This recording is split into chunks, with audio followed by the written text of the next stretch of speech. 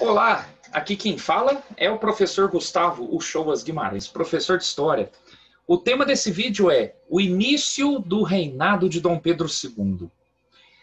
Aqui nós vamos fazer já algumas considerações a respeito dos primeiros anos do imperador Dom Pedro II no governo.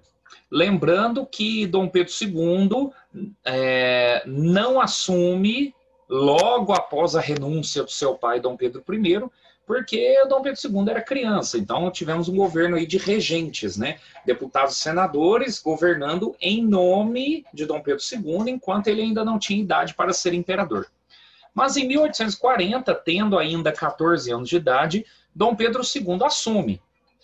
Houve uma manobra aí do Partido Liberal para conseguir que Dom Pedro II se tornasse imperador aos 14 anos e não aos 18, como a lei anteriormente previa.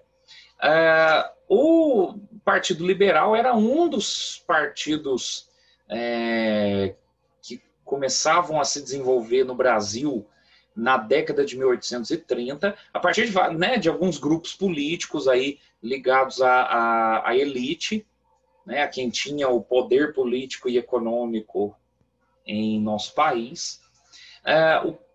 Assim, resumidamente, o Partido Liberal defendia mais autonomia aos presidentes de província, que hoje seriam governadores de estado.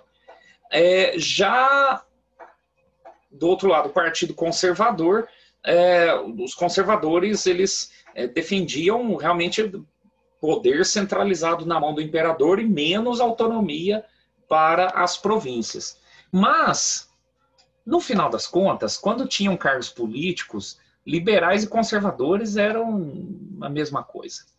As práticas, quando estavam no poder, eram as mesmas. Nós vamos ver alguns exemplos disso. Aqui, por exemplo, usa-se aí já uma expressão que surgiu no século XIX, liberais e conservadores eram farinha do mesmo saco.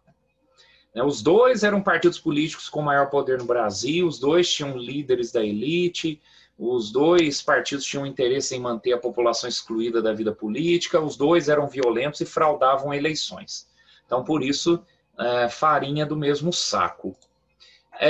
Aqui também você tem uma charge aí mostrando um pouco mais disso, Lá você vê do lado esquerdo alguém representando o Partido Conservador e aqui uma noiva representando o Partido Liberal, E um fala para o outro lá, nada de mexer na grande propriedade, nem no trabalho escravo. Então, assim, na prática mesmo era tudo a mesma coisa, os partidos em termos de práticas e ideias com relação ao trabalho escravo, a manter privilégios, manter a grande propriedade, manter o povo fora dos processos importantes aí de decisões políticas, Então, e eram partidos que brigavam pelo poder mesmo, Eram violentos nisso, caracterizando aí os primeiros anos do governo de Dom Pedro II. E nesses primeiros anos, o Brasil assume o parlamentarismo, quer dizer, só que ganhou o nome de parlamentarismo às avessas, porque ao invés de você ter um parlamento que coloca limites no poder do rei, ou então aqui no caso do Brasil seria o imperador, na verdade você tem ao contrário, o imperador é que nomeava ou demitia o primeiro-ministro e podia dissolver o parlamento, ou seja, ele podia simplesmente acabar com o mandato daqueles deputados e senadores ali, os deputados, no caso, porque o senador era cargo vitalício, mas o imperador controlava o poder executivo, o poder legislativo, então acabou ganhando o nome de parlamentarismo às avessas, sendo diferente, só para efeitos de comparação, do que é feito na Inglaterra desde o século XVII. Como que é feito na Inglaterra? O parlamento é que tem autoridade para criar leis, providenciar obras públicas. O chefe de Estado, no caso, atualmente é a rainha, né? Elizabeth II. Antes dela eram, né, reis e algumas rainhas.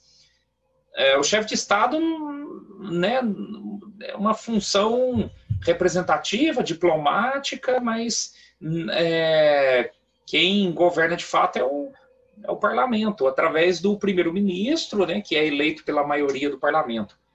Então, você compara o parlamentarismo no Brasil do século XIX e o parlamentarismo da Inglaterra, como vem sendo praticado do final do século XVII para cá, você vê essas diferenças.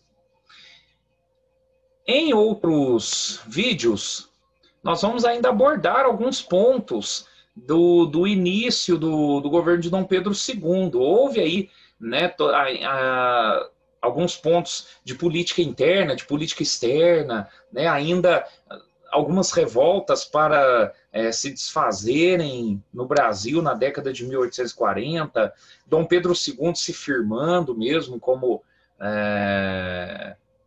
autoridade que tinha realmente o controle da situação política, mas esses e outros detalhes do governo de Dom Pedro II nós vamos ver nos próximos vídeos.